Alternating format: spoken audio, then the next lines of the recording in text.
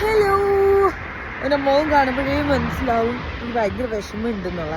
വേറൊന്നുമല്ല, തണുപ്പുണ്ട്, നല്ല രീതിയിൽ തണുപ്പുണ്ട്. അത് മാത്രമല്ല, എനിക്ക് ഇന്നലെ രാത്രി നമ്മൾ പുറത്ത് പോയിട്ട് വന്നതിന് ശേഷം എനിക്ക് തൊണ്ടയ്ക്ക് ഭയങ്കര പ്രശ്നം. എന്താണെന്ന് അറിയത്തില്ല. അതൊക്കെ പോട്ടെ, എനിക്ക് ഭയങ്കര വിഷമത്തിലാട്ടോ. വേറൊന്നുമല്ല, 2 ദിവസം നമ്മുടെ ഫ്രണ്ട്സ് വെയിൽസിൽ നിന്ന് വന്നതിൻ്റെ ആഘോഷത്തിൽ നമ്മൾ അവിടെ പോകുന്നു ഇവിടെ പോകുന്നു ഭയങ്കര ബിസി ആയിരുന്നു.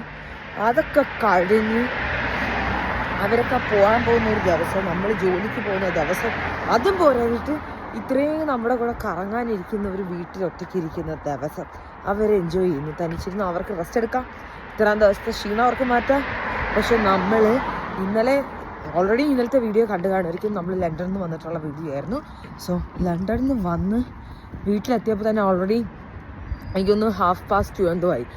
ആ 2:30 7 മണിക്ക് എണീറ്റ് 7:30 റെഡിയായി ഈ തണുപ്പത്ത് നടക്കുമ്പോൾ ഉള്ളൊരു വിഷമമുണ്ടേ.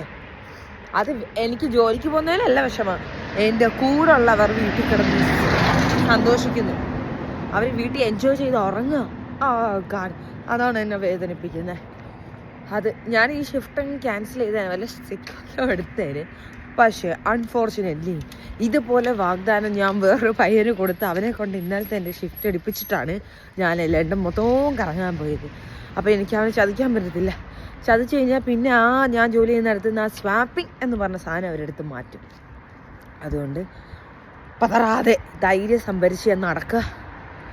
നടപ്പെന്ന് പറഞ്ഞാൽ നാശിഞ്ഞൊരു നടപ്പാണ്, ഒടുക്കത്തെ തണുപ്പിന് ഒരിക്കലും ഇല്ലാത്ത. ഞാൻ എൻ്റെ സന്തോഷം പ്രകടിപ്പിച്ചൊരു വീഡിയോ ഉണ്ടായിരുന്നു. ഒരു ദുഃഖവും 2 സന്തോഷം എന്ന് പറഞ്ഞിട്ടൊരു വീഡിയോ ഇട്ടായിരുന്നു.